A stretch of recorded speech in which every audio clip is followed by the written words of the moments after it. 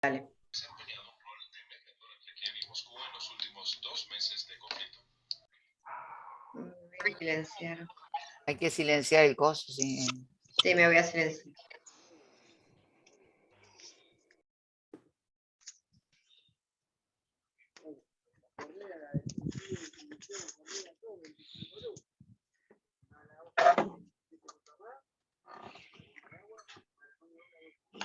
Ahora sí.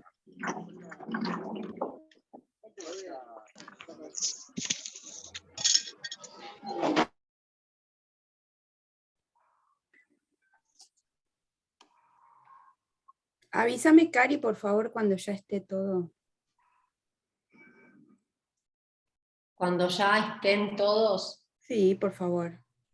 en realidad calculo que la gente va a seguir entrando. Bueno, ya no pero hay más en en sala sala. de espera, Ok. pero es como es justo sobre el horario, la gente viste que mucha se va conectando después. Ok. Así que cuando ustedes quieran, Vamos ya. bueno.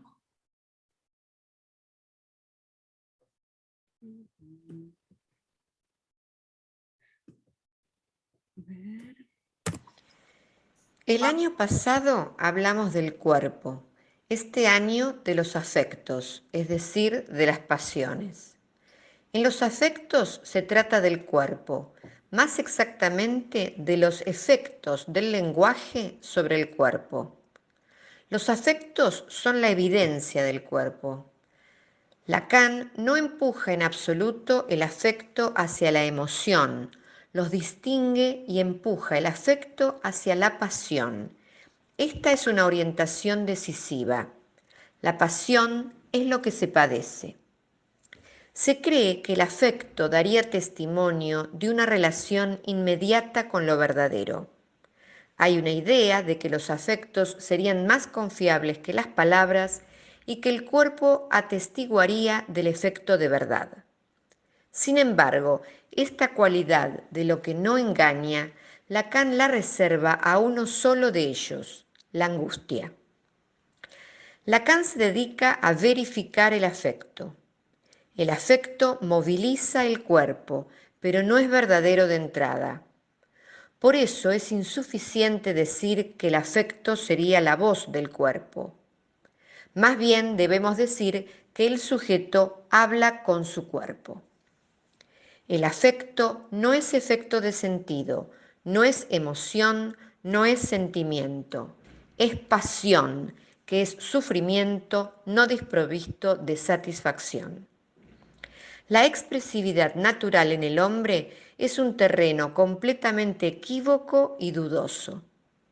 El afecto más irreprimible y de apariencia más común supone un elemento teatral. Esto se ve claramente en Macbeth. El afecto más auténtico es pariente del semblante. Lady Macbeth es como una directora de escena que le dice a su esposo cómo simular la hospitalidad con el rey que luego asesinarán. El afecto nunca es inconsciente. El que está reprimido es el representante, mientras que el factor cuantitativo precisamente va a la deriva. Lo que se reprime es la idea, o sea, el significante ligado a ese quantum de afecto. Por eso Lacan no podría estar más cerca de Freud cuando formula que los afectos engañan, pues están desplazados, desarrumados. Los afectos son conscientes y se desplazan, con excepción del sentimiento inconsciente de culpabilidad. Como dijimos, Lacan pasa del debate entre emociones y afectos al de afectos y pasiones. En televisión, delimita los afectos como las pasiones del alma. No se trata de una fenomenología, sino de lo que se ajusta o no a un bien. Se trata de la ética, una cuestión de virtud, de pecado.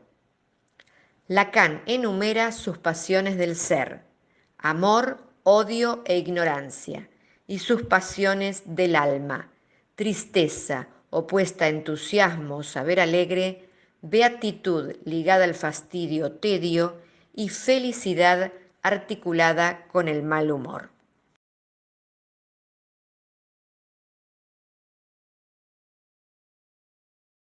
Desmutear. Bueno, muy bien. Este es un videíto que la vez pasada no lo pudimos escuchar porque no andaba bien el audio, así que lo pasamos ahora. Hoy vamos a hablar de las criadas y de Genet, así que vamos a comenzar. Bueno, hoy vamos a trabajar el tema de las pasiones y las pasiones teatrales en relación a un autor de teatro que es precisamente Jean Genet, que escribió varias obras teatrales, pero hoy nos vamos a ocupar de las criadas. En esta oportunidad nos va a acompañar Blanca Sánchez, a quien luego voy a presentarles. Las pasiones nos introducen, como escuchábamos recién, en el campo de los afectos, ya que son lo que prevalece del inconsciente, efecto de la palabra sobre el cuerpo que da lugar a pensar un inconsciente como discurso del cuerpo. Lacan toma de la tradición filosófica las pasiones del ser, el amor, el odio y la ignorancia, pasiones que tienen que ver con la relación al otro, con la falta en ser, que impulsa a ir a buscar en el otro aquello que va a calmar y colmar esa falta. Y también toma las pasiones del alma, que son las pasiones del objeto A, como la tristeza, la beatitud y la felicidad. Los desarrollos del psicoanálisis sobre el cuerpo se van tornando cada vez más complejos. Las primeras teorizaciones son sobre el estadio del espejo, donde desarrolla la relación del cuerpo con la imagen. En esta operación imaginaria, el cuerpo es un enigma, entre ese cuerpo que es extranjero y la pulsión, que es donde el significante mordió la carne, produciendo una pérdida, allí donde Lacan ubica el objeto pequeño a, como aquello que recorta un agujero, e implica una pérdida y a la vez una recuperación de ese goce perdido por siempre, entendido como causa de deseo. El efecto del lenguaje sobre el cuerpo es lo traumático, que marca y afecta de manera singular a cada ser hablante. Entonces, se manifiestan dos formas de saber sobre el cuerpo, o por la imagen, correlativa al lugar de los afectos, emociones e identificaciones imaginarias, o bien una relación con el cuerpo como efecto del lenguaje, que afectará en un modo particular, produciendo agujeros que determinarán su relación al deseo y el goce. Por otra parte, el teatro es aquello que da lugar al acontecimiento del cuerpo, allí donde está la expectación, la poiesis corporal y el convivio. Y es precisamente sobre las cosas que nos ocurren a los humanos, hechos que nos han conmovido, tragedias, dramas, las que han sido llevados al teatro expresando una verdad que se pone en juego en el cuerpo del actor. En esta oportunidad vamos a tomar Las Criadas, esta obra, que ha recorrido el mundo y que se montó 2 veces en Buenos Aires. En una oportunidad les voy a contar la anécdota, en el Excéntrico de la 18, con la dirección de Cristina Vanegas, ocurría que cuando uno llegaba al teatro, había 2 actrices que trataban de... Ay, momento, que no puedo achicar esta pantalla, qué problema. Un minuto, ahí vamos. Que eran las acomodadoras, estaban vestidas de mucamas, se iluminaban las caras con las linternas, iluminaban todo el recorrido, y con una mirada muy inquietante acomodaban silenciosas a los espectadores. Ya en ese momento había como una sensación de zozobra que luego se confirmaba en la obra. La otra puesta, creo que fue en el 2014, estaba dirigida por el director marplatense Ciro Sorsoli, quien nos dice que las obras pueden ser viajes, ya que con cada una se recorren mundos distintos. Los hay más próximos y reconocibles, en donde se habla una lengua muy cercana a la nuestra, pero hay otros que visitamos muy de vez en cuando. Las Criadas es uno de esos mundos. Y Genet también es uno de esos mundos, con un lenguaje propio, contundente, que nos habla de nosotros mismos de un modo revelador, devastador. Marilu Marini encarnaba a la señora Lancelin. Y las mucamas eran Paola Barrientos como Solange y Victoria Almeida como Clara.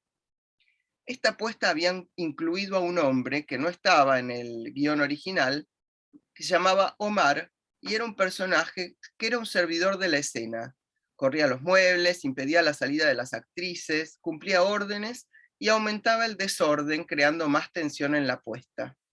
Una puesta con una habitación con paredes que se desplazan, luces que se encienden y se apagan según vociferan las actrices, una habitación armada como las mamuscas rusas, la habitación dentro del escenario, una escena dentro de otra escena, un cuarto dentro de la casa, adentro y afuera confundidos, encierro en un mundo propio, alienado y feroz.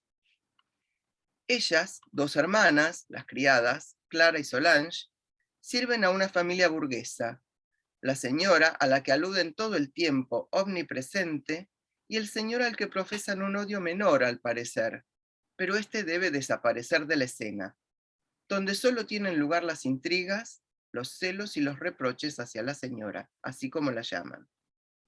En la obra, cada vez que la señora está ausente, la hermana mayor, Clara, se disfraza con sus vestidos y reta y humilla a la hermana menor, Solange, que hace de criada.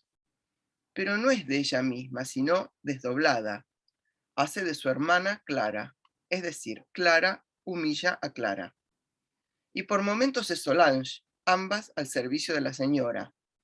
Juegan con sus vestidos, muestran su odio por no estar en el lugar de la señora. Son cuerpos que se mueven y provocan, mostrando cercanías que señalan la semejanza entre ellas. En boca de Clara, le hacen decir a la señora lo que ellas creen oír de sus labios, su desprecio y su odio, su envidia por la juventud de ambas y los celos por los amoríos imaginarios. Las criadas ponen vilo al teatro. La intención consiste en llevar al público en un estado de frenesí, emergiendo lo monstruoso en lo cotidiano y exhibiendo impúdicamente el malestar. El teatro y el miedo de la paranoia, subtitula esta parte. Las criadas nos muestra el sometimiento de estas dos hermanas entre sí, y respecto de la señora, las pasiones, el odio, la lucha de clases y entre una misma clase. No solo escupen a la señora, a sus pertenencias, sino entre sí. Son signos del desprecio por eso que les tocó vivir. Mudez que alimenta tensiones, silencio que ensordece el cuerpo. Cuerpos que muestran la desnudez del desamor y a su vez, con los postizos, la bizarría de la decadencia de las máscaras. El sirviente mata al amo porque desea ser el amo, y no hay otra manera de ser el amo que no sea despreciar a un sirviente, es decir, despreciándose a sí mismo. Voy a dejar acá, le voy a pasar la palabra a Gaby Peralta. Gaby, desmuteate porque Sí. ahí está. Hola, buenas tardes.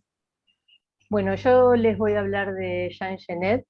Titulé mi ponencia Escribo, eso es suficiente. Vamos a hablarles de este autor y para eso hemos decidido invitarlo y a través de su decir conocer sobre su vida y su obra. Tomaremos principalmente 2 entrevistas realizadas por la revista Playboy y por la BBC, que si les interesa pueden encontrarlas en internet. Además tomaré el libro Saint Genet, comediante y mártir de Jean-Paul Sartre, una obra desbordante sobre el escritor que lo afectó, como veremos, de una forma arrasadora. Jean Genet no conoció a sus padres. Como dice él mismo, fue criado en una familia que no le fue la propia. Sus primeros 8 años los vivió en un orfanato. Posteriormente fue la vida en Morvan con una familia de campesinos que lo había adoptado, la antesala para su primer encierro. A los 10 años fue acusado por robo e internado en un reformatorio para menores. Tras fugarse de su casa y enlistarse en una legión extranjera cuando era un adolescente, se dedicó a una vida de robos, contrabando, prostitución y vagabundeo, y fue acusado de conducta impúdica y obscena la mayoría de las veces. La culpabilidad, escribe, suscita ante todo la singularidad. He decidido ser lo que el delito ha hecho de mí. Se describe a sí mismo A los 16 años, en mi corazón no conservaba lugar alguno en que pudiera alojarse el sentimiento de mi inocencia.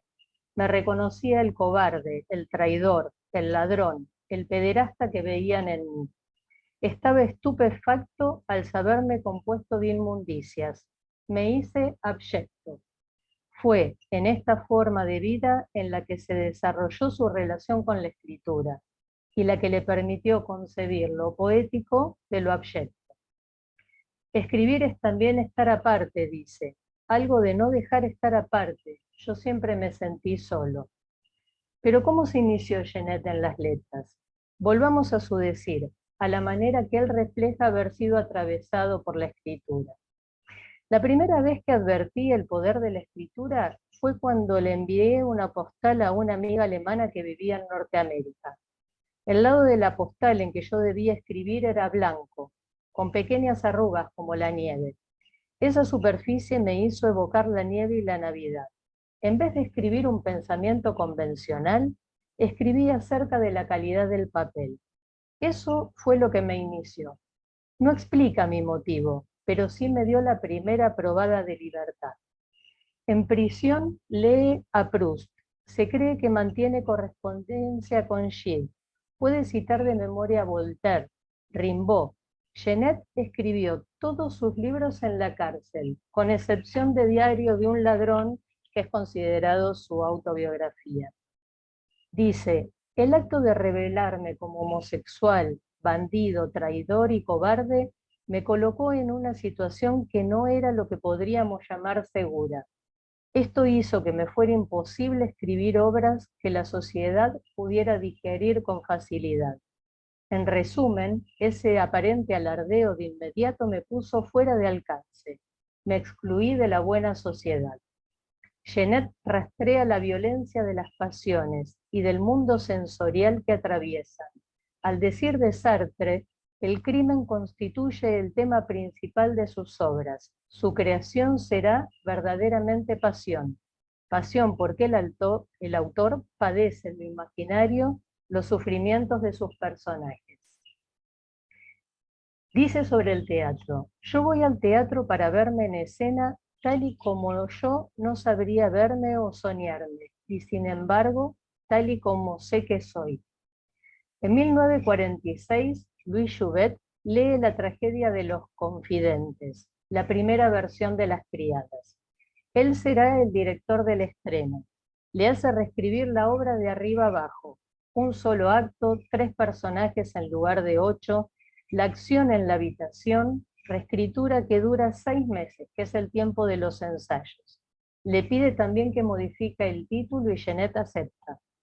La función, que es la primera parte de un programa doble, junto con la Apollon de Bellac de Girardot, se estrena en 1947 en el Teatro El Ateneo, que era el teatro que dirigía Jouvet, y Las Criadas, por cierto, estaban interpretadas por 2 amantes de Jouvet, la antigua, Monique Melinand, y la nueva, Yvette Etienne, con lo cual la escena era bastante intensa, además de la escritura de Genet. El texto recibe una fría bienvenida, pero le vale ser premiado por Gallimard para recompensar un nuevo autor que demuestra las cualidades de un autor clásico. En 1947, Las Criadas se representó desde ese momento de muchas formas, con distintas versiones. A Genet no le gustaba mucho la obra, decía que había quedado vieja, que era aburrida, hasta que a fines de los 60 Víctor García la representa con Nuria Espert, Julieta Serrano y Mayrata Guicedo, y él vuelve a engancharse con su obra. La crítica se preguntaba de qué lado estaba el autor, del servicio doméstico o de las patronas, de las asesinas o de las víctimas. Es que Genet no toma posición alguna. Lo absurdo es lo que lo atrae de la representación dramática. Él decía, si tuviera que representar una pieza teatral en la que actuaran mujeres, exigiría que el papel estuviera a cargo de adolescentes y se lo advertiría al público. Desenmascara, traiciona, dice Sartre a sus actores. Ilusión, traición e impostura. En las obras teatrales de Genet cada actor representa un papel que a su vez representa otro papel, es una escena sobre otra escena, como decía Laura en relación a las mamushkas. Con relación a las dos criadas, la señora representa la indiferencia despiadada, en palabras de Sartre. Son las criadas el desperdicio, identificación con la señora para integrarse a un orden social que las rechaza. Genet mira a la sociedad en diagonal, en forma oblicua, y así cambia la perspectiva. Lo dice así: el teatro que prefiero es ese teatro que toma la sociedad en forma diagonal. Lo que me divirtió del teatro es que si no era nuevo era torpe, y al ser torpe tal vez ganaba algo nuevo por ser torpe. Escribo teatro para cristalizar una emoción teatral, dramática.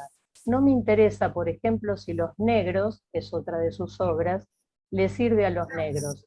Además, no creo que lo haga. Creo que la acción directa, la lucha contra el colonialismo, hace más por ellos que cualquier obra de teatro.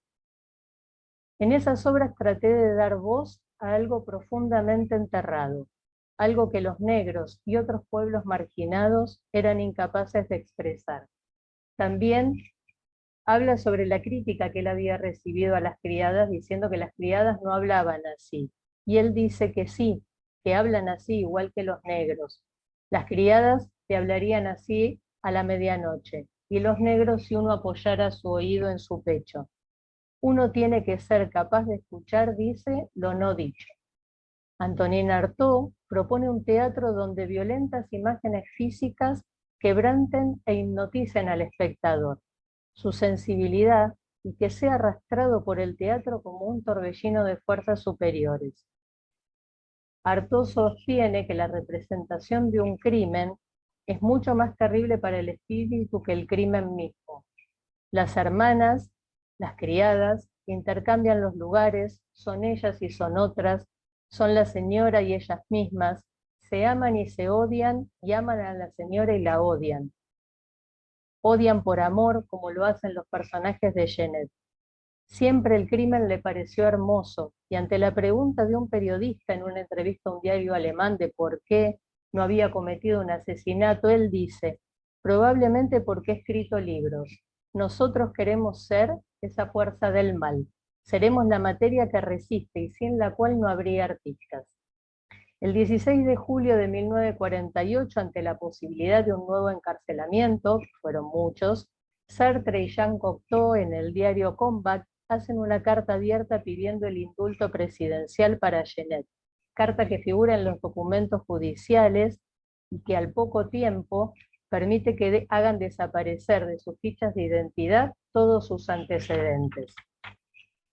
Fue Sartre el que introdujo a Genet a Gallimard y el que sugirió la publicación de sus obras completas, y es por esto que Gallimard pide que Sartre haga un prólogo que termina siendo el libro Saint-Genet, comediante y mártir, que tiene más de 700 páginas. Miren, yo lo tengo acá para que vean lo tremendo del libro, que se convierte en el volumen 1 de las obras, porque superó ampliamente un prólogo. En el año 64, cuando se hace la entrevista en Playboy, se le pregunta sobre este libro y él dice: me disgustó mucho porque me vi desnudado por alguien distinto. Yo me desnudo en mis libros, pero al mismo tiempo me disfrazo con palabras, actitudes, ciertas elecciones, por medio de una cierta magia. Me las arreglo para no dañarme demasiado, pero Sartre me desnudó sin ceremonias. Mi primer impulso fue quemar el libro. Me llevó un tiempo retomar su lectura, me sentí incapaz de seguir escribiendo. Este libro de Sartre me produjo un vacío y un deterioro psicológico. Permanecí en estado desagradable durante 6 años. Genet muere a los 76 años, el 15 de abril de 1986, en la habitación 59 del Hotel Rubens. Estaba siendo tratado por un cáncer, él muere en un accidente doméstico, y es Gallimard, la editorial, el que da publicidad la noticia, la única dirección que Genet reconocía como propia.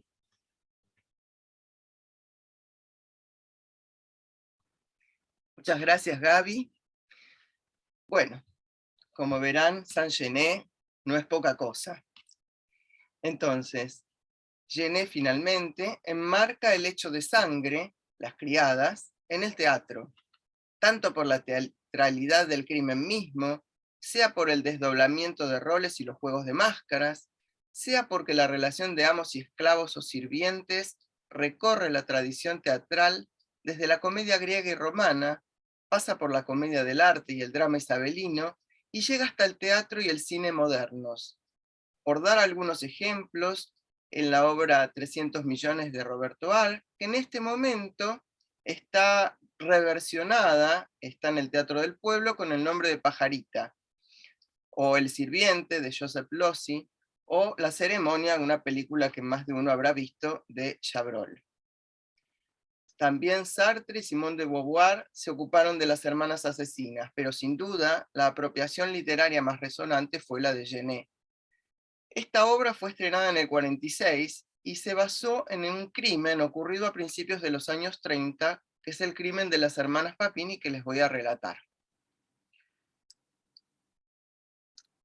Cuando la señora regresó, le informé que la plancha estaba descompuesta de nuevo y que no había podido planchar. Cuando se lo dije, ella quiso lanzarse sobre mí. En ese momento estábamos mi hermana y yo, y mis dos patronas en el descanso del primer piso. Al ver que la señora Lancelán iba a lanzarse sobre mí, le salté a la cara y le arranqué los ojos con mis dedos. Cuando digo que salté sobre la señora Lancelán, me equivoco. Salté sobre la señorita Geneviève Lancelán, que es la hija, y es a esta última a quien le arranqué los ojos. En ese momento, mi hermana Lea saltó sobre la señora Lancelán y le arrancó igualmente los ojos. Esta declaración pertenece a Christine Papin y fue realizada el mismo día, el 3 de febrero de 1933, en que asesinó junto con su hermana Lea a sus patronas, las señoras Lancelán. Esto fue en un distinguido barrio de la ciudad de Le Mans, donde ambas trabajaban de sirvientas. El caso electrizó a Francia, el salvajismo con que las víctimas fueron golpeadas y cortajeadas, y decían, bueno, nos cambiamos varias veces los instrumentos la una con la otra, un martillo, una jarra. Lo aparentemente inmotivado del crimen, no señor, no tenía nada contra ella, yo no era infeliz, y no tenía ninguna queja contra estas señoras. Las conjeturas sobre la ambigua relación que unía a las dos hermanas, que iban desde la sospecha de una relación incestuosa a la comprobación del dominio ejercido por la mayor, Christine, sobre Lea la menor. Jacques Lacan publicó en diciembre de 1933, a 10 meses de los hechos y a 2 del proceso, su artículo Motivos del crimen paranoico, el crimen de las hermanas Papin, en el número 3 de la revista surrealista Le Minotaur. La lectura psicoanalítica del crimen ubica en la madre de las hermanas Papin el delirio paranoico que habría sido absorbido por la mayor, Christine, que luego habría reproducido la relación actuando como madre de la menor, Lea. Las Papin llevan a cabo el sueño de vengarse de la señora, nos dice Lacan. El corte de luz que impidió el planchado y precipitó el crimen era considerado como la materialización del silencio entre patronas y sirvientas. La corriente no pasaba. A continuación del crimen, el pasaje al acto. Las hermanas Papin se lavan y se acuestan desnudas y juntas en la misma cama, esperando a la policía. Cuando las apresan, ambas hermanas declaran una posición reivindicativa, víctimas, que todo fue en defensa propia, por el gesto de la señora, por su exclamación, por los reproches, pero cuando las separan, la reacción se modifica. El ataque fue súbito y sin participación de las víctimas, consecuencia de una intensa cólera en que se encontraba Christine. Lea queda completamente muda, y Christine, después de varios meses de prisión, desencadena una psicosis alucinatoria aguda, con crisis violentas de agitación y alucinaciones terroríficas. Esta parte la subtitulé El mal de ser dos. En la noche fatídica, dice Lacan, las hermanas, en un delirio a dúo, entremezclan la imagen de sus patronas con el espejismo de su propio mal. El mal trama su destino, y en el lugar de la salida tropiezan con la pasión homicida. Para Lacan, la rivalidad con el otro y sobre todo la alienación primordial genera la agresividad especular más radical que construye el delirio paranoico. El deseo de la desaparición del otro y su dislocación corporal, o sea que la agresividad se desprende de la pasión que la imagen del rival produce en el sujeto, como consecuencia de la confusión imaginaria entre uno y otro. Lacan nos dice que el interés que el sujeto otorga a la imagen del rival, aunque se afirme como odio, debe ser interpretado como el interés esencial y positivo de la pasión.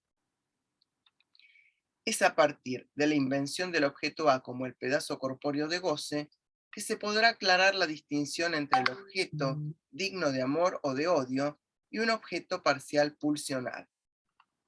El nido de la paranoia. La aparición de las ideas delirantes compartidas suele producirse entre dos que viven en íntima proximidad, frecuentemente entre hermanas, madre e hija, amigas íntimas. Las hermanas Papin casi no conversaban con sus patronas. Fue la propia Madame Lancelin quien había impuesto esta condición, y ella será, con funestas consecuencias, la primera en quebrarla. Todos los análisis coinciden en que fue su intromisión en la vida de las Papin, defendiendo los derechos de las jóvenes ante su madre, Clémence Papin, y ante todo mediante sus observaciones, lo que provocó que esa mirada, esa palabra, tomada como real, se constituya como objeto persecutorio para las hermanas. Esta intromisión, ruptura del status quo, la ubica como otro gozador, posición que produjo el desencadenamiento. Es en el pasaje al acto, fenómeno violento y brusco, donde hay un atravesamiento de la imagen. Es donde el sujeto pone en juego todo su ser sin tener noción de la intensidad de su accionar, intentando terminar con una situación que lo mortifica insoportablemente. Acto que implica un punto sin retorno, más allá del pensamiento, que puede llevar hasta la muerte. Ahora sí, les voy a presentar a Blanca Sánchez, nuestra invitada. Un gran gusto que haya venido. Es psicoanalista, miembro de la EOL y de la Asociación Mundial de Psicoanálisis, corresponsable del Departamento sobre la Familia, Enlaces, docente del Instituto Clínico de Buenos Aires y del Instituto Oscar Mazota II. Es autora de numerosos artículos publicados en revistas psicoanalíticas como Enlaces y la revista digital Virtualia, como así también en la compilación del libro Invenciones en la Sexuación, que se presenta el próximo lunes, y también un libro de su autoría de reciente aparición, Modos de hacer familia. Ahora sí, Blanca, todo tuyo. Muy bien, hola. Bueno, reitero la invitación de Laura el lunes que viene a la presentación de Invenciones en la Sexuación. Hoy, bueno, agradezco mucho a Laura Baumarder y también a Sandra Petracci y a Claudia Zampaglione y a las colaboradoras de este espacio a participar de este seminario. Me dio mucho gusto la invitación, debo decir. De todas maneras, es raro hablar del teatro por Zoom, ¿no?, en ausencia de los cuerpos, y más raro me resultó hablar de una obra de teatro que no fui a ver al teatro. Yo no la había visto en teatro, las criadas.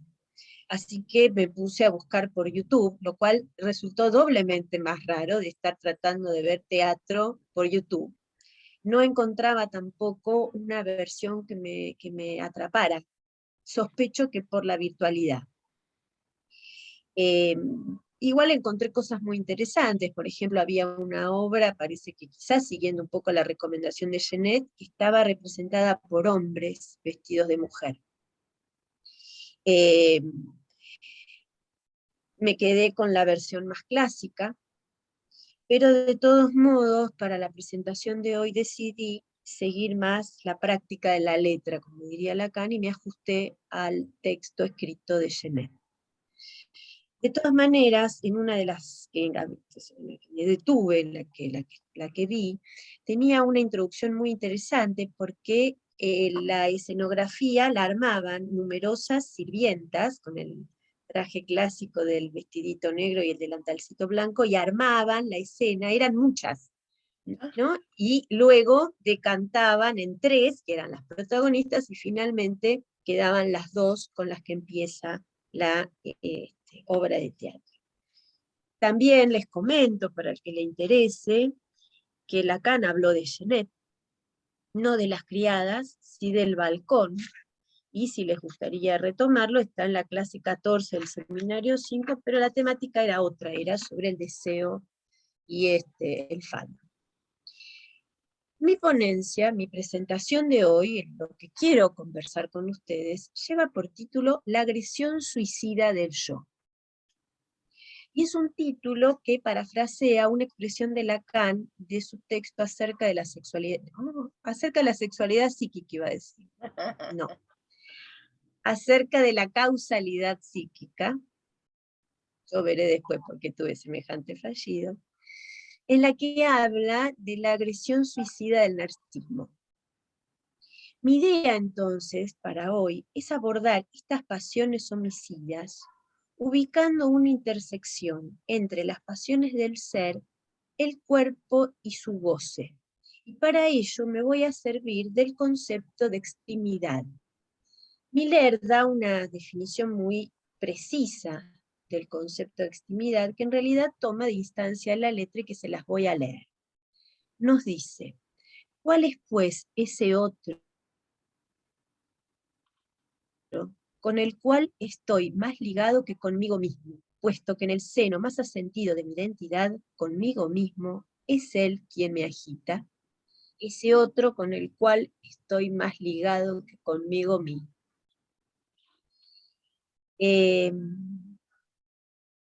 Dicho de otro modo, mi idea era ubicar lo que de goce se pone en juego en las pasiones del ser y más específicamente en el odio, que es lo que aparece más sobre la escena de esta obra. Si bien está el amor, a mi gusto es más fuerte el odio.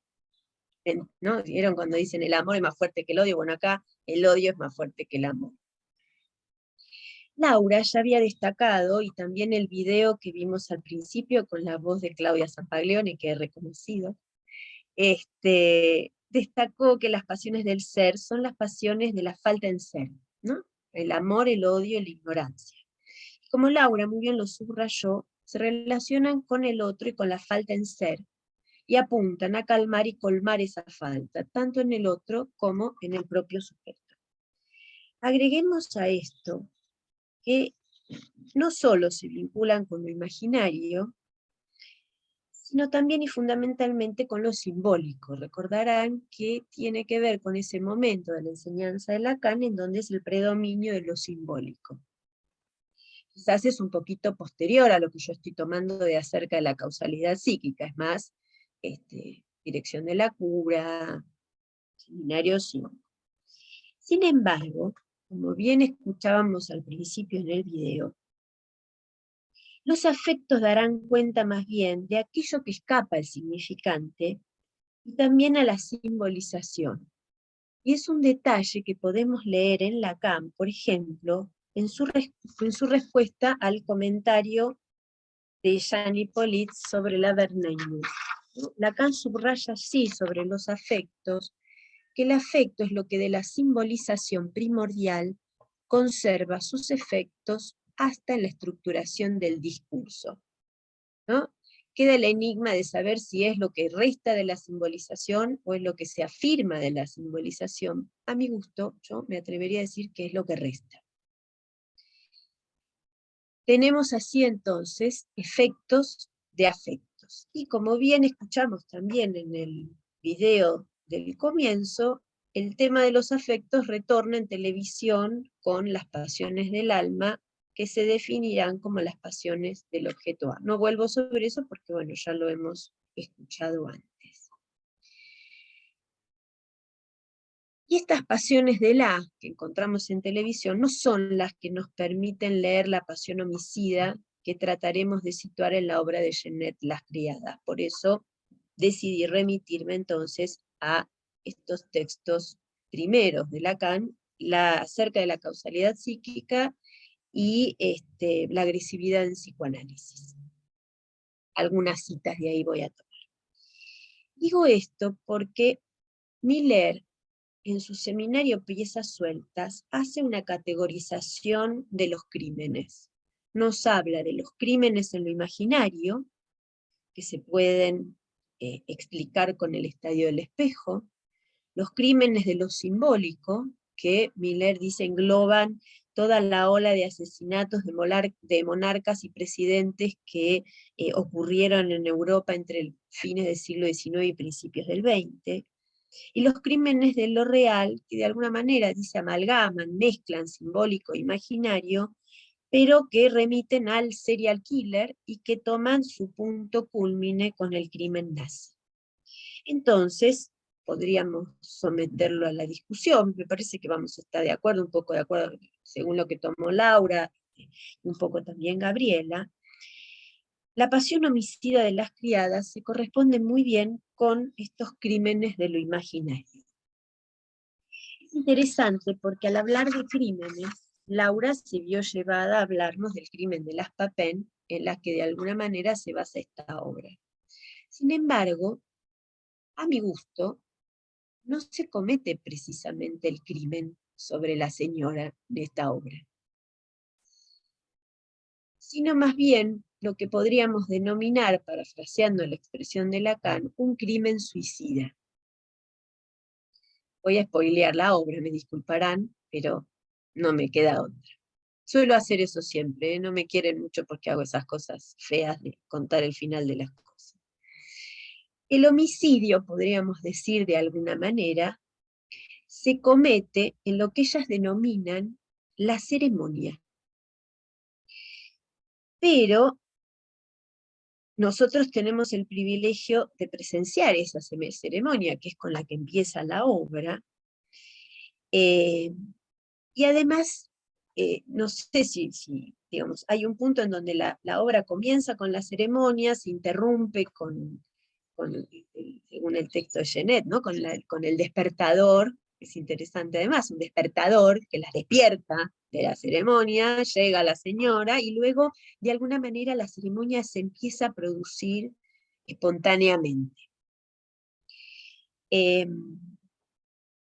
cualquiera de las maneras, si se comete el homicidio, se lo realiza, podríamos decir, entre comillas, de manera simbólica. En esa escena sobre la escena que montan, como nos decía Gabriela, y que me parece que uno podría describir, como les dije antes, como una especie de suicidio homicida. Recién me pasó algo. Es que cuando Laura contaba la obra, de pronto había cosas, por ejemplo, yo había entendido que la mayor era Solange, y no Clara, y que intercambiaban, que la ceremonia un día la realizaba una como la señora y otro día otra. Igual, debo decirles, poco importa. Poco importa quién es la mayor, poco importa quién hace qué papel, porque la reversibilidad imaginaria es constante. Así que bueno, primero caí presa de cierta confusión y después dije, no vale la pena entrar a discutir eso, porque en realidad por algo genera esa confusión el texto de la obra. Voy a volver entonces a la ceremonia. Esa puesta en escena, así lo denominan ellas, en la que Clara hace de la señora, como decían recién las chicas, y Solange de Clara. O sea, nunca hacen de sí mismas, siempre hacen de la otra. Y se nos hace saber, por eso yo decía que me parecía que eran lugares intercambiables, porque en algún otro momento me pareció que hablaban de alguna escena en la que la otra hacía de la señora. Habrán notado también que, como les decía recién, esta ceremonia termina con ese sonido del despertador, al menos en el texto de Genet, pero que de todas maneras es confusa la vuelta, las idas y vueltas en relación a esos roles. A mí me pareció sumamente interesante del modo en el que Genet presenta las cosas, es que no podemos saber nada de la señora, ¿no? Más que, podríamos decir, la versión que Clara y Solange dan de ella, en la escena sobre la escena. Sin embargo, con su aparición, cuando aparece la señora en la escena, vemos concentrada toda la tensión agresiva que estaba antes desplegada en la ficción sobre la ficción. Clara encarna lo que odian de la señora. Solange encarna lo que odian de las sirvientas. Pero en resumidas cuentas, y un poco en la línea de lo que nos planteaba Laura, se trata de lo que odian de sí mismas. Mi hipótesis también en esto es que considero que Genet, al no montar la escena del asesinato, sino esta escena sobre la escena y con el desenlace de la obra, con Clara tomando el té envenenado, casi como un suicidio, da cuenta de que no se necesita ser psicótico y estar sumergido en una folía para portar en el interior esa pasión homicida. Cuidado, todos somos un poco homicidas. Se puede realizar, por ejemplo, en la fantasía o en la ceremonia, aunque vamos a decir que en esta ceremonia las cosas llegan demasiado lejos. Pero algo de esto habita cada uno de nosotros. Es un poco también lo que nos decía Laura. Yo soy más contundente, como verán, más dura. Sin embargo, cuando la obra empieza, la ceremonia no llega al final, ¿no? Solange, vestida de Clara, no llega a cometer el crimen por falta de tiempo, aunque se nos hace saber que tampoco ha podido hacerlo cuando lo había, entre comillas, intentado de veras. Al menos así es lo que le cuenta a Clara. Y así Clara llega a decirle: seré la envenenadora que no supiste ser. Ahora me toca a mí dominarte. Y hay que decirlo que literalmente se vuelve la envenenadora. La ceremonia tiene digamos, el montaje, tiene todo este juego de vestidos, de zapatos, que les permite dar cobertura, a mi gusto y es mi lectura, dar cobertura a ese abyecto que anida en ellas, ya sea bajo la forma de la señora que desprecia a las criadas, o la criada Clara que desprecia a la señora. Es realmente importante el despliegue, la cuestión de los vestidos, los zapatos. Solange no puede por eso mismo hacer de Solange, debe vestirse de Clara, pues no hay otro modo de que podamos acercarnos a eso que anida en cada uno de nosotros. Uno no va a eso directamente. Es como el sol, ¿no? No se lo puede mirar directo. Siempre aparece con alguna vestidura. Laura evocaba hace un momento el estadio del espejo, que me parece que realmente puede dar cuenta de esta matriz. Yo voy a seguir la explicación que da Lacan en la agresividad en psicoanálisis, y lo voy a citar. Nos dice allí Lacan: lo que he llamado el estadio del espejo tiene el interés de manifestar el dinamismo afectivo por el que el sujeto se identifica primordialmente con la gestalt visual de su propio cuerpo, ¿no? Esto es conocido por todos.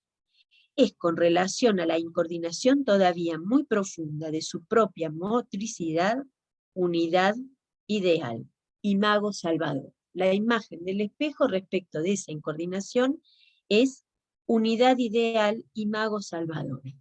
Es valorizada con toda la desolación original, ligada a la discordancia intraorgánica y relacional de la cría del hombre durante los 6 primeros meses. Y más adelante agrega lo que quería subrayar. Estamos frente a una encrucijada estructural en la que debemos acomodar nuestro pensamiento para comprender la naturaleza de la agresividad en el hombre y su relación con el formalismo de su yo y sus objetos. Es decir, esta es la matriz de esa agresividad en el hombre. La agresividad en lo imaginario. Esta relación erótica en la que el individuo humano se fija en una imagen que lo enajena a sí mismo, tal es la energía y tal es la forma en donde toma su origen esa organización pasional a la que llamará su yo.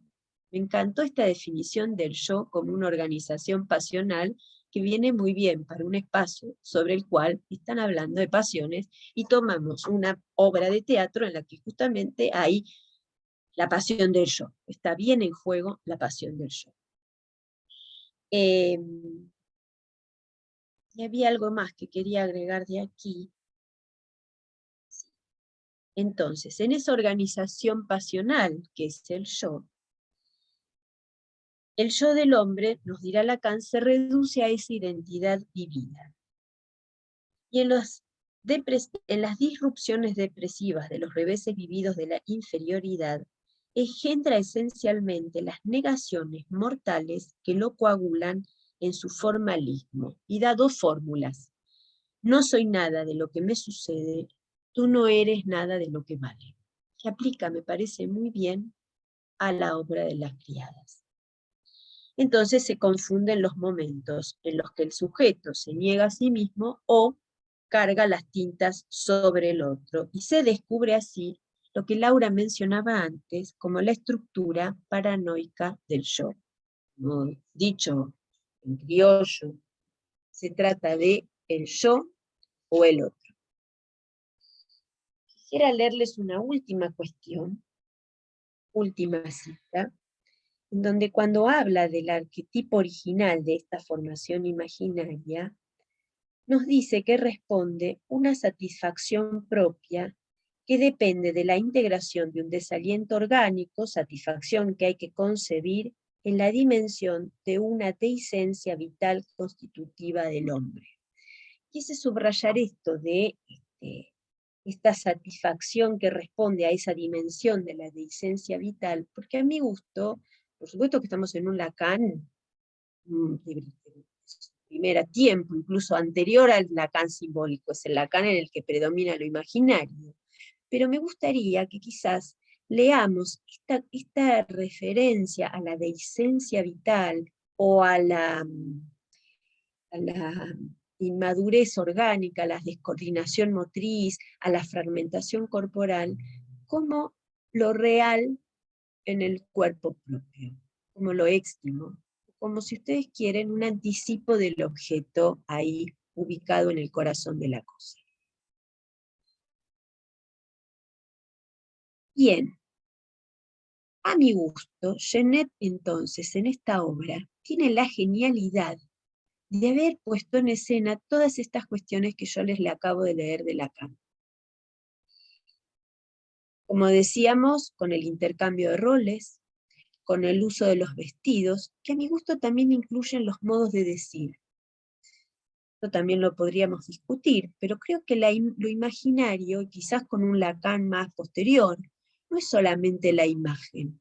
Los modos de decir también nos hablan del imaginario, de cómo cada quien habita ese imaginario.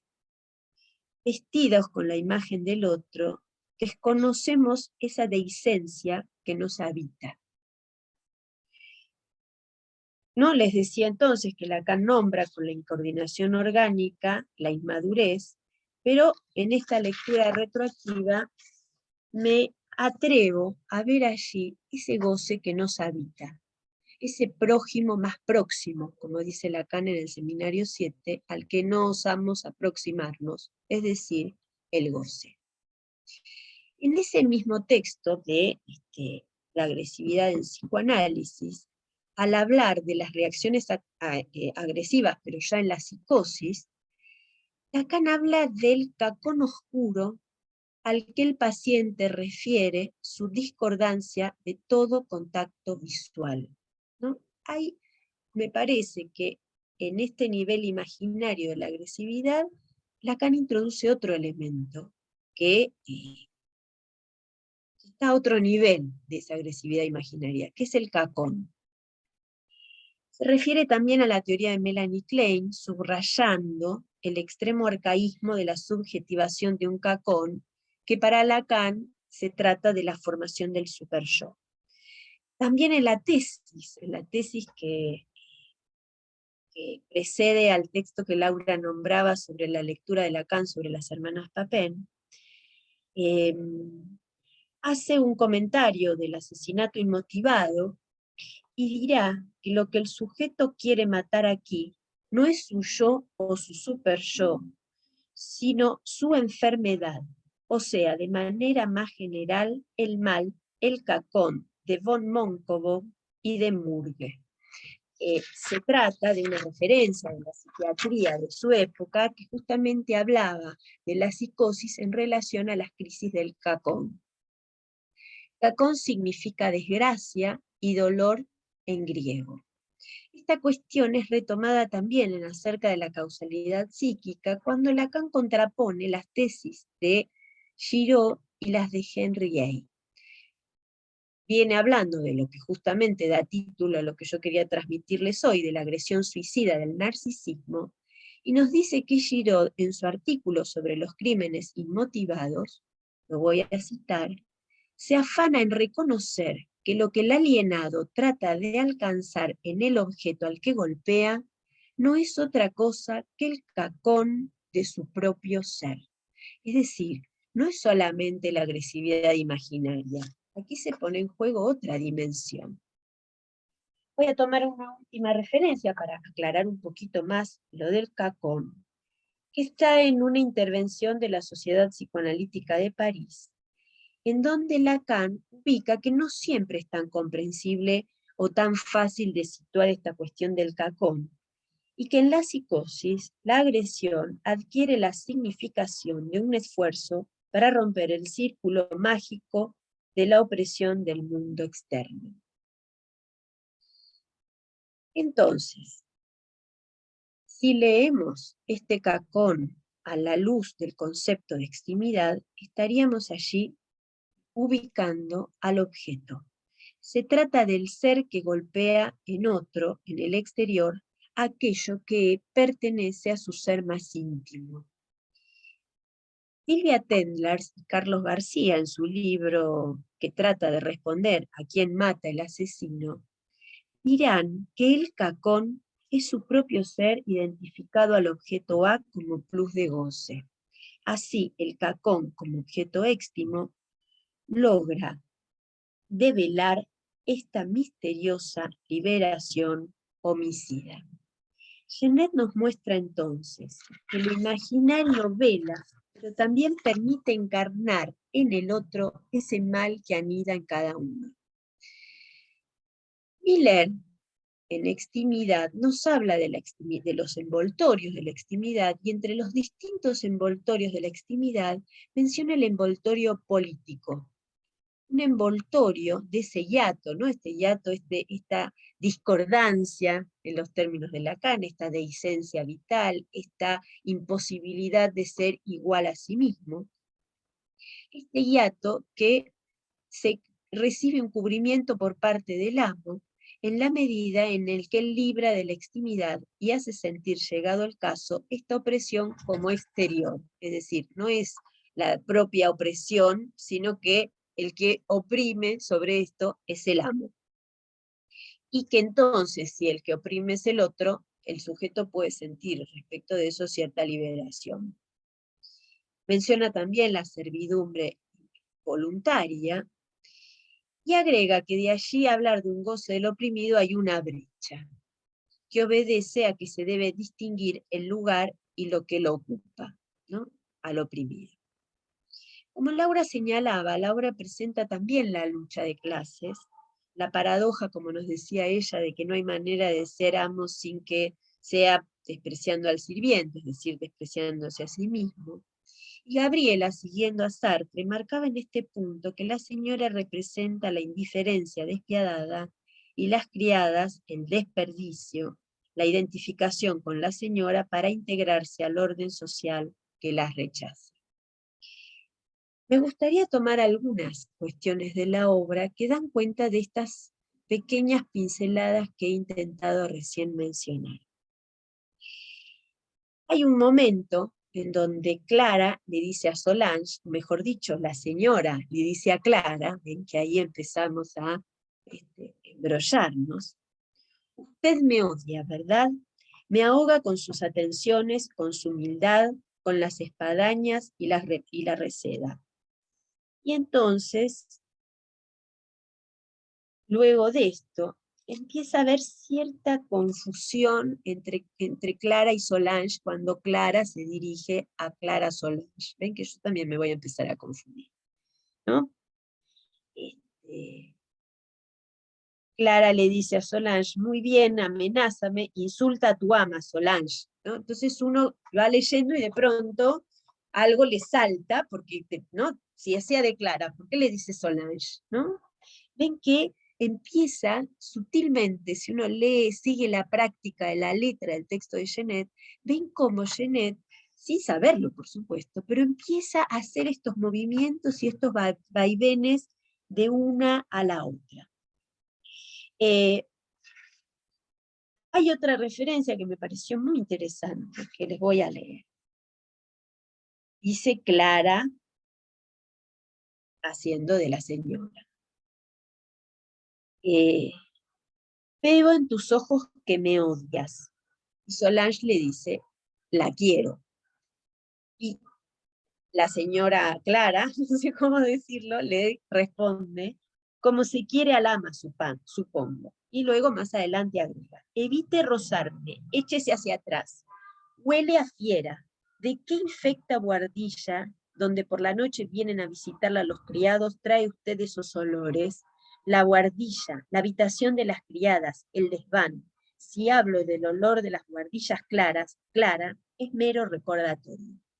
Inmediatamente leí esto y me hizo acordar, seguramente ustedes también, a Parasite, no una obra de teatro, y sí una película, en donde justamente el punto en el que estalla la violencia es cuando el dueño de casa huele y dice algo sobre el olor del otro, ¿no? Porque realmente es el punto cúlmine, ¿no? Digo, hoy estamos pasando de la agresividad imaginaria al odio, al goce del otro, ¿no? Y creo que lo que yo estoy tratando de ubicar es que, de alguna manera, la agresividad imaginaria permite velar o encubrir el odio al goce del otro.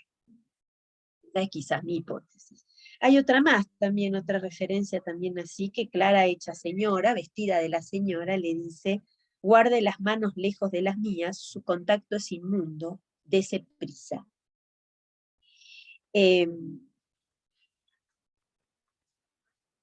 También, ¿no? En estos instantes previos a que la escena sobre la escena se desarme, vemos que la escena empieza a ir en escalada, ¿no? La cosa se empieza a poner cada vez más intensa, resurge el odio de ambas a partir de la criada a la señora y entre las criadas mismas, ¿no? Por ejemplo, Clara, como la señora, le dice, ¿sientes que se acerca el instante en que dejarás de ser la criada? Vas a vengarte. ¿Te preparas? ¿Afilas tus uñas? ¿Te despierta el odio? Clara, no olvides, Clara, ¿me oyes? Pero Clara, no me oyes. Solange le dice, la odio. Y Clara, como la señora, gracias a mí tan solo existe la criada. Gracias a mis gritos y a mis gestos. Existe, bueno. Y finalmente Solange se la vomita. Estoy lista, estoy harta de ser un objeto de asco, yo también la odio, la desprecio, y ahí empieza, ¿no? Hasta que esta cuestión se detiene. La señora la manda a Solange Clara a la cocina, manda a la sirvienta a la cocina, y Solange, vestida de Clara, como les decía, dice, vuelvo a mi cocina, en ella encontraré mis guantes y el olor de mis dientes. Volvemos otra vez a la cuestión del olor. El eructo silencioso del fregadero. Usted tiene sus flores y yo mi fregadero. Soy la criada. Usted, eso sí, eso no me lo puede profanar. Usted lo profanará en el paraíso si es necesario. Preferiría seguirla hasta allí antes que abandonar mi odio a la puerta. Ríase poco, ríase y rece deprisa, muy deprisa. Y ahí, bueno, empiezan los reproches de que no pudieron llegar hasta el final, en donde supuestamente iban a montar la escena del homicidio, ¿no? Ven como siempre nos tiene Genet ahí al borde de.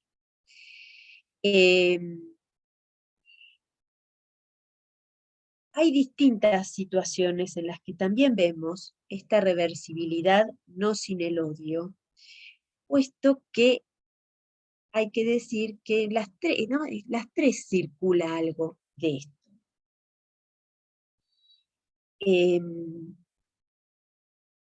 Por ejemplo, no sé por qué tengo marcada la 201, solo Dios sabe por qué.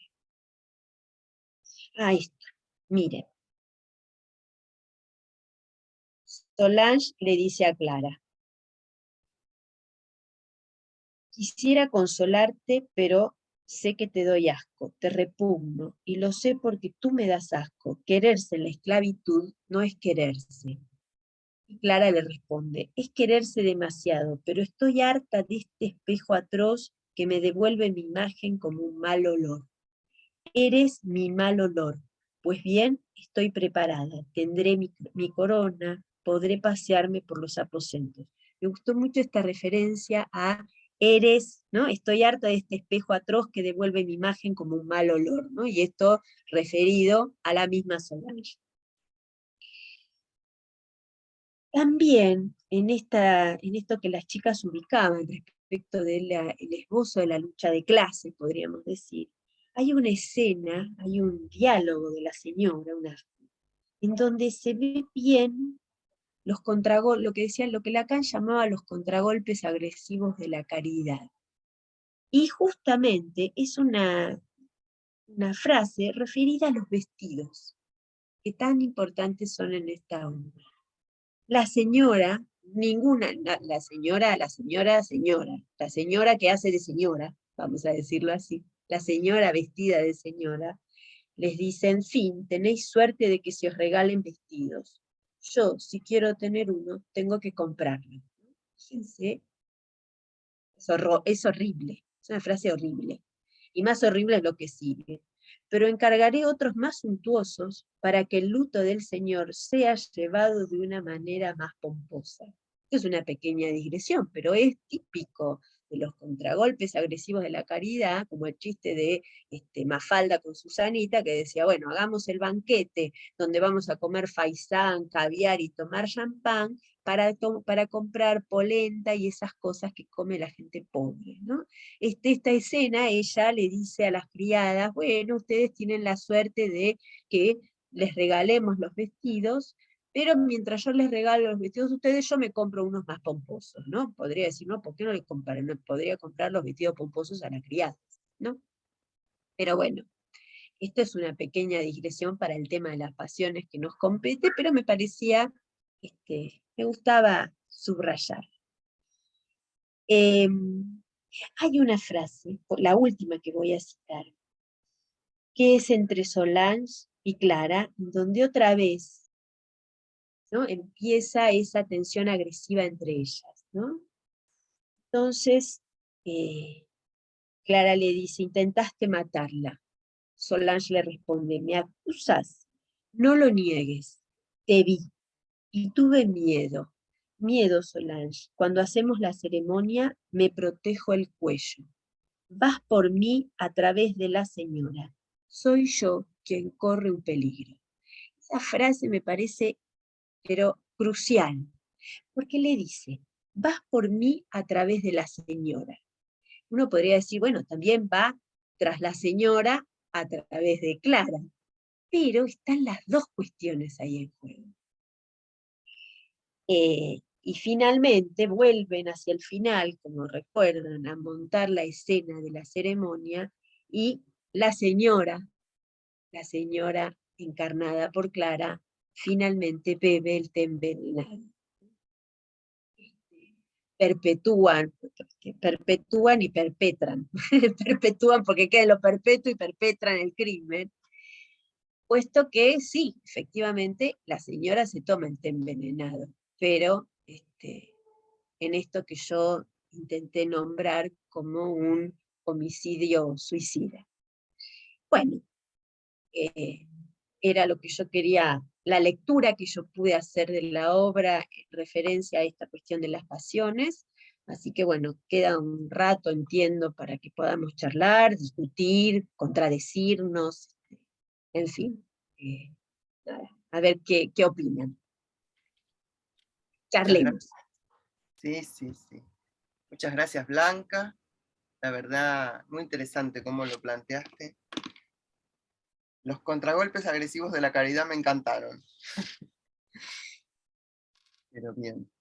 Bueno, vamos a Bueno, abrir un poco. porque además es digamos, las pocas veces que la señora aparece en escena y habla, justo aparece eso. O sea que imagínate, las quiero como a mis hijas, pero los vestidos que les doy son los usados, no esperen un vestido nuevo, ¿no? Como bueno, ¿no? Y si les va a dejar o no les va a dejar, bueno, no importa. El punto ahí es efectivamente que Genet, digamos, muy sutilmente hace aparecer esto de esos contragolpes agresivos de la caridad, me gusta. Sí, sí, de hecho, no solamente, bueno, vos leíste como muy literalmente la obra escrita, yo vi digamos, las escenas montadas. Entonces, ahí lo que se pone muy en juego es todo el tiempo el destrato, esta cuestión bien de la agresividad, en donde no le hablo, no la miro, no la toco a la criada. Entonces siempre hay como una distancia que hace que, bueno, en este caso se encontró precisamente con dos que pasaban al acto, pero verdaderamente hay una cuestión allí donde la agresividad está muy puesta en juego, y del lado de la Madame Lancelin, exactamente. Y me parece que sí, que además es como bastante actual lo que se ve allí. Se puede traspasar precisamente, no llegando al acto, pero sí precisamente la cuestión de la diferencia social, de la diferencia de clases, bueno, este tipo de cuestiones. Bien. Bueno, vamos a abrir un poquito a ver si alguien quiere preguntar, comentar, decir alguna cuestión en relación a este tema que va verdaderamente muy apasionante. Yo te quería hacer una pregunta, Blanca. Bueno, porque la otra vez estuvimos trabajando Macbeth y en todo caso el crimen motivado, y ahora hay algo del crimen inmotivado, ¿no? O sea, una cosa es el crimen planeado, planificado, y otra cosa es este pasaje al acto, ¿no? Donde pareciera más un crimen justamente por fracaso de lo imaginario, como velo. Y que aparece esto que vos decías, el cacón, digamos, esto, digamos, el goce como éxtimo, encarnado un poco en, no sé qué pensás, pero encarnado bien en la mirada, ¿no? Porque son justamente, el detalle del crimen comienza con que le arranca los ojos, ¿no? Le arranca los ojos digamos, al ama y a la hija, ¿no? Eso es lo primero que parece que hacen. Te quería preguntar sobre esta cuestión, sobre la cuestión de la mirada, del objeto malo, digamos. Y otra cosa, bueno, es este tema del odio, ¿no? Que vos decís, es más el odio que el amor, efectivamente. Lacan habla del odio como pasión lúcida, ¿no? Es interesante por ahí pensar en eso. ¿Por qué dice pasión lúcida? Hay algo de lo real que de alguna manera se devela y aparece más crudamente. Por eso digo fracaso de lo imaginario, ¿no? No sé qué pensás de esto. Y por otro lado está toda la versión, digamos, de lo que Rimbaud habla del yo es otro, ¿no? Todo el tiempo esta confusión. Pero no es el mito de Narciso, digamos, que muere embelesado a lo mejor por su imagen en el espejo. Acá aparece lo que no debiera aparecer, ¿no? Ese cacón, digamos, ¿no? No sé si estás de acuerdo y si, bueno, nada, podemos charlar un poquito sobre esta cuestión. Dale. No sé si tomo lo que dice Claudia o preferís que Laura que tomemos otras No, intervenciones. empecemos por acá Empiezo y vamos con esto. viendo. Sí. Está bien, varias cuestiones, ¿no? Lo del crimen inmotivado efectivamente tiene que ver con lo que Laura traía de las hermanas Papin, y ahí es donde, Claudia, coincido con vos, ¿no? Aparece la cuestión de la mirada, de ir hacia esos ojos, ¿no? Porque además hay algo, yo creo que está la mirada y también está la literalidad. Ustedes que están trabajando la cuestión del cuerpo, la lengua, el lenguaje, porque es, ¿no? Cuando uno está muy enojado con alguien y quiere ir a arrancarle los ojos, bueno, van a arrancarle los ojos, es lo literal, ¿no? En Genet, la obra, no es un crimen inmotivado, es un crimen motivado. Es más, es la planificación pura del crimen. Por eso creo que sí, uno podría decir que el de las Papin fue un pasaje al acto. Acá lo que tenemos en esa escena sobre la escena es una linda ilustración del puro acting. Están en acting todo el tiempo, la escena sobre la escena, ¿no? Montando su escena.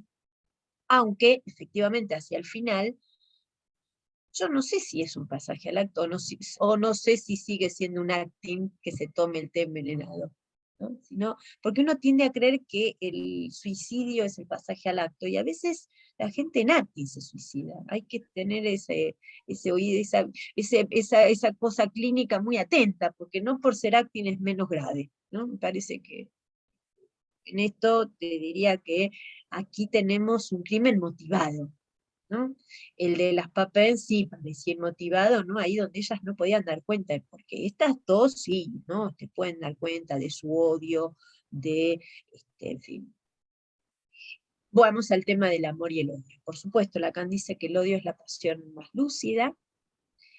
Me parece que yo creo que con el odio, cuando trabajamos las pasiones en su momento en Enlace, yo creo que el odio, que uno puede ubicar en el odio, una cuestión del odio como contracara del amor, bien a nivel del imaginario, ¿no? Pero que hay también una diferencia de nivel en el odio, que es el odio que va contra el ser del otro. ¿Sí? Y me parece que en la obra por momentos tenés esta reversibilidad amor-odio, la amo, la odio, pero también por momentos creo que lo que aparece es ir contra el ser del otro, que además es como las películas cuando mata al doble y le aparece el cuchillo en la barriga, es ir contra el otro, pero que en el golpe contra el otro ese golpe vuelve sobre sí mismo, ¿no? Pensaba en, ¿cómo se llama? El cisne negro, ¿no? Que ella, ¿no? En esta cosa supone que está, ¿no? Atacando a la otra y el golpe es contra sí mismo. Vos tomabas Macbeth para el crimen como el crimen motivado. No me acuerdo a qué venía la asociación de Macbeth, me perdí un poquito ahí. Porque la clase pasada No, la clase de Macbeth. Y entonces, decime un poco más. Como que había una decisión más clara de matar al otro. En este caso, digamos que está la duplicidad. Por un lado, lo que plantea Genet, y por otro lado, cómo está tomado de las hermanas Papin. Está como la doble vía. Claro, sí, en Macbeth efectivamente también está bastante planificado, ¿no? Y está esta que aparecía en el video de la escena sobre la escena, ¿no? Cómo hacer de cuenta que recibimos al rey muy amablemente y después le clavamos el puñal por atrás. Sí. Y en realidad, a ver. Ahí no hay ningún doble. No hay ningún doble, y vamos a ser sinceros, muchas veces a uno le pasa que lo reciben, ¿no? Que por ahí está en una escena que parece muy amorosa y de pronto te viene la estocada por algún lado, ¿no?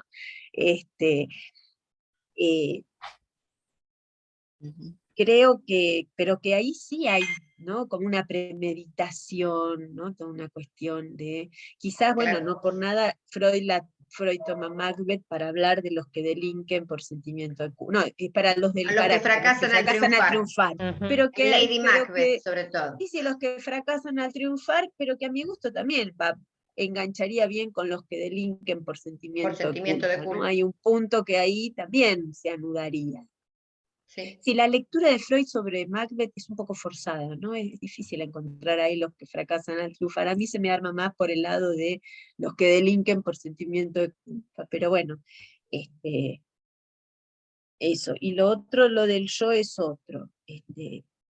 Ahí es donde yo pienso que la obra, más allá de tomar la lucha de clases, más allá de la diferencia, me parece que representa esto que Laura decía antes de la estructura paranoica del yo, El yo siempre es paranoico y todos somos un poco paranoicos y en eso también un poco homicidas, que nos gustaría destruir al otro. Sé que rara vez uno pasa al acto de esa manera, aunque hay cosas intermedias, el insulto, ¿no? El insulto que también tiene ese rasgo de ir a atacar el ser del otro, ¿no? Me parece que él va muy enlazado al odio en ese sentido, ¿no? En ir a tocar el ser del otro. En el amor también puede haber algo de eso. No sé si recuerdan que cuando Cuestión Preliminar Lacan toma las jaculatorias amorosas, ¿no? Te desmayas ratoncito, te como bomboncito, también hay. Pero en el amor todavía me parece que hay más velo que en el odio. El odio puede ser más desnudo en ese sentido. Vos, Sandra, te desmuteaste, así que... Sí, no, me desmuteé porque digo, para intervenir, No, me Dale. pareció muy interesante la vuelta que le diste para pensar esta cuestión de la extimidad, ¿no? Porque en la obra, bueno, digamos, me parece que incluso abrirla a los participantes que por ahí no tienen tanta formación psicoanalítica, que vienen del teatro, y bueno, y me parece que le diste una vuelta clarísima, que se entiende claramente qué es lo que nosotros llamamos la extimidad, que es esta cuestión, ¿no? De la aniquilación, de aquello que uno, de ver en el otro aquello de lo más íntimo, ¿no? De uno.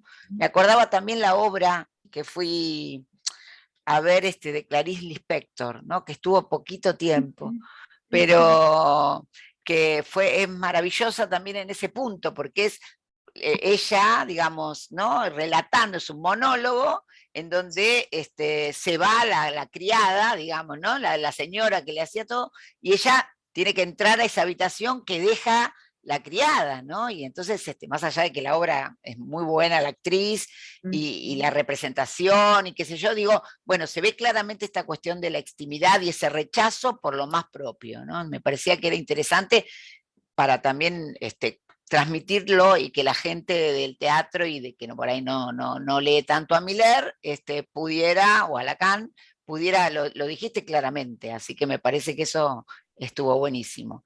Y bueno, y como contrapartida, la próxima vamos a hablar del amor, de los amores prohibidos con Margarit Duras. Así que Pasiones bueno, amorosas. pasiones amorosas, claro. Así que bueno, viene así como para armar otra serie, digamos, ¿no? En la próxima reunión vamos a trabajar eso, las pasiones amorosas de Margarita. Bueno, menos mal.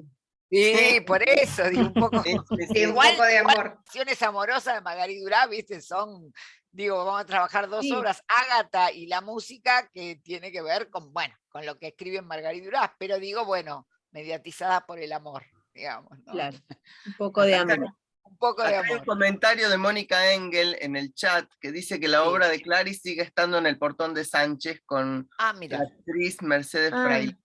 Mira.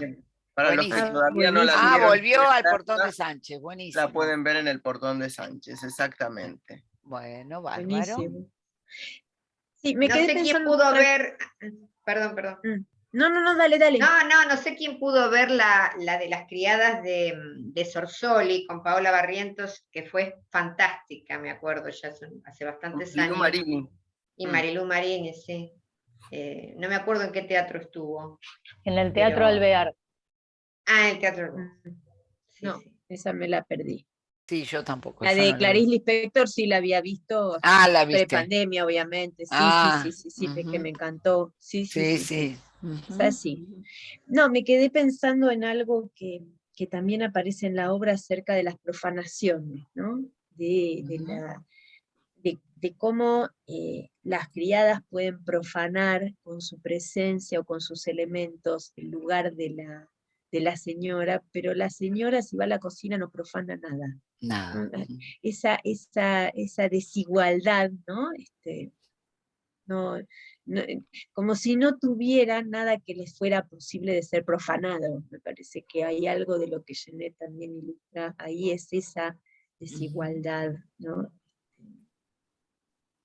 Tan puesta así en escena, ¿no? Por supuesto que sí, que las representaciones, un poco lo que decía Laura, ¿no?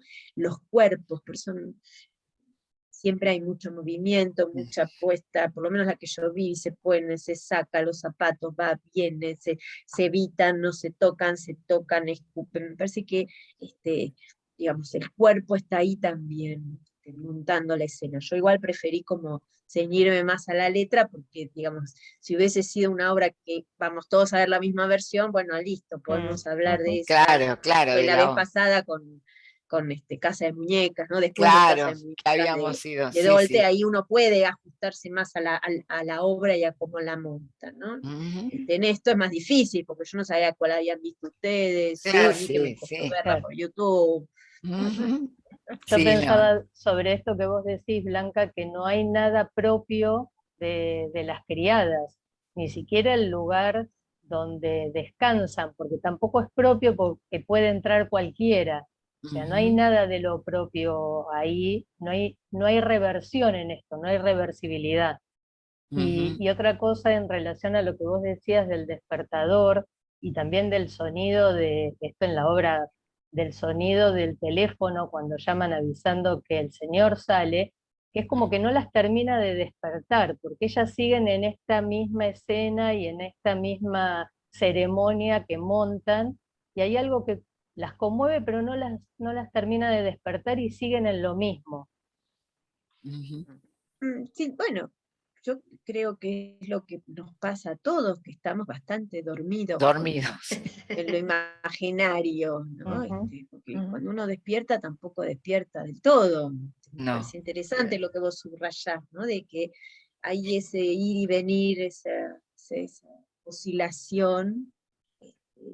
Estamos todos Mm.